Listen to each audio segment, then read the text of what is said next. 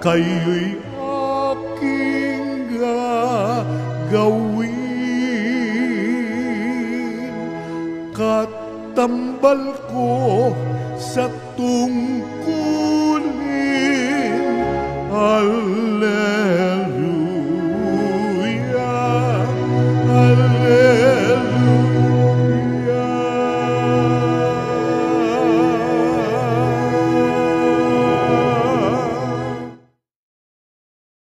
Sumainyo ang Panginoon. At sumaiyo rin. Ang mabuting balita ng Panginoon ayon kay San Mateo. Papuri sa iyo, Panginoon. Noong panahong iyon, sa paglalakad ni Jesus sa tabi ng lawa ng Galilea, nakita niya ang dalawang mangingisda, si Simon na tinatawag na Pedro at ang kapatid niyang si Andres. Sila'y naghahagis ng lambat. Sinabi niya sa kanila, "Sumunod kayo sa akin, at gagawin ko kayong mamamalakaya ng mga tao." Noon di iniwan nila ang kanilang mga lambat at sumunod kay Jesus.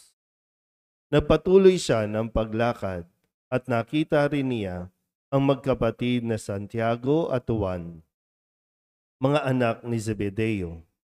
Sila'y nasa bangka, kasama ang kanilang ama at naghahayuman ng lambat. Tinawag din sila ni Jesus. Agad nilang iniwan ang bangka at ang kanilang ama at sumunod kay Jesus. Ang mabuting balita ng Panginoon. Pinupuri ka namin, Panginoong Hesukristo. Isang magandang umaga po sa inyong lahat. At ngayon po ay kapistahan ni Apostol San Andres, isa sa 12 tinatawag nating mga apostol. Sa mga ebanghelyo na mababasa po natin, maririnig natin sa mga kwento ang pagkakatawag kay Andres. Ganun din naman ang kanya pong pagtugon at paghihikayat sa iba na makilala at sumunod din kay Kristo. Sa dalawang ebanghelyo na nababasa natin sa Mateo, Marcos, si San Andres ay alagad na ni Juan Bautista. Sumusunod na siya doon, no? Habang siya po ay gumagawa ng kanyang hanapbuhay, no? Isang mangingisda, pero siya po ay alagad na ni Juan Bautista. Pero nang makita niya, makilala niya na si Jesus at sinabi nga, no, kung saan siya nakatira, ang sinabi lang ni Jesus ay, "Sumunod kayo sa akin." At nung si Juan Bautista rin naman ay gustong malaman kung si Jesus na ba yung inihintay, si Andres ay isa sa kanya mga inutusan para itanong kay Jesus kung siya na ba ang hinihintay na Mesiyas. At hindi rin naman ipinagkait ni Juan Bautista na manatili si Andres, kundi itinuro din ni Juan Bautista si Andres na, sige na, parang dun na kayo kay Jesus. Dun kayo sumunod. Kaya sa pagpapatuloy din sa ating narinig na ebanghelyo dito kay San Mateo, ang pagkakatawag mismo, no, kay San Andres. Meron din bahagi ng kwento na sa pamamagitan ni Andres ay nakilala ni Pedro si Jesus. No, inimbitahan ni Andres si Pedro para makita nga si Jesus. At nang makilala na ni Pedro si Jesus, ay naibulalastin niya na siya nga ang anak ng Diyos. Siya ang Mesiyas, kaya sumunod na rin si Pedro.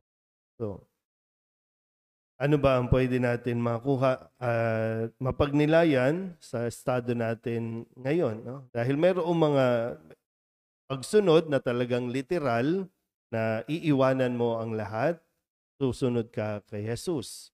No, may mga tinawag, no, para sa bukasyon ng pagpapari na kailangan iwan mo ang lahat para nga 100% focus ka na sa mission na ibibigay sa iyo kasi uhubugin ka, no, para sa gawain ng pagmimisyon.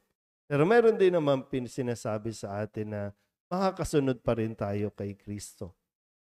Kasi ito yung gawain ni Andres, no, na po pwede nating mapagnilayan.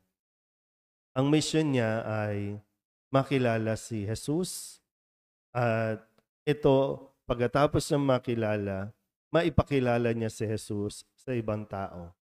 So, yung mission na maipakilala si Jesus sa tao at ang tao naman ay makakilala kay Jesus. So, sa buhay natin ngayon, no, sa estado natin, sikapin natin, no, na kahit papano magkaroon ng inspirasyon sa buhay natin ang naging buhay ni Andres. Hindi tayo Kristiyano para umupo lang. Hindi tayo Kristiyano para manahimik lang o magdasal lang. Tayo ay mga Kristiyanong on the go. Tayo ay mga Kristiyanong dapat marunong magsalita, dapat marunong magpahayag.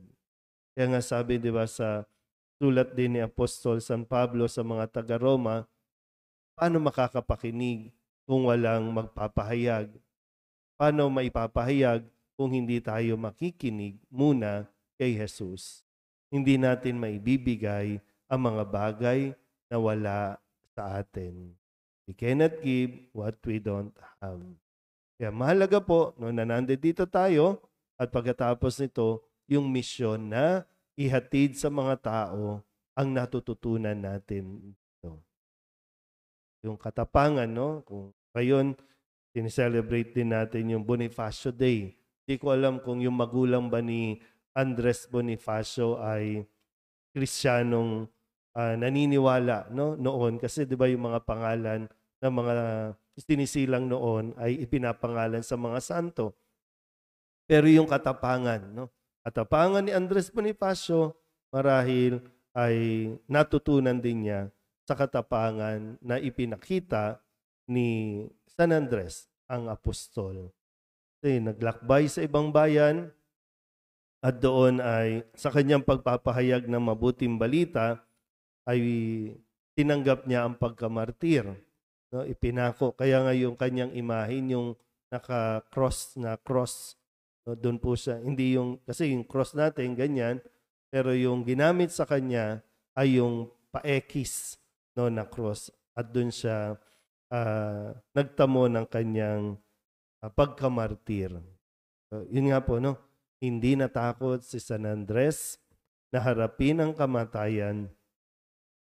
Maipahayag lang niya ang mabuting balita kahit sa dulo o kahuli-hulihang hininga niya, salita pa rin ni Jesus ang kanyang pinanghawakan.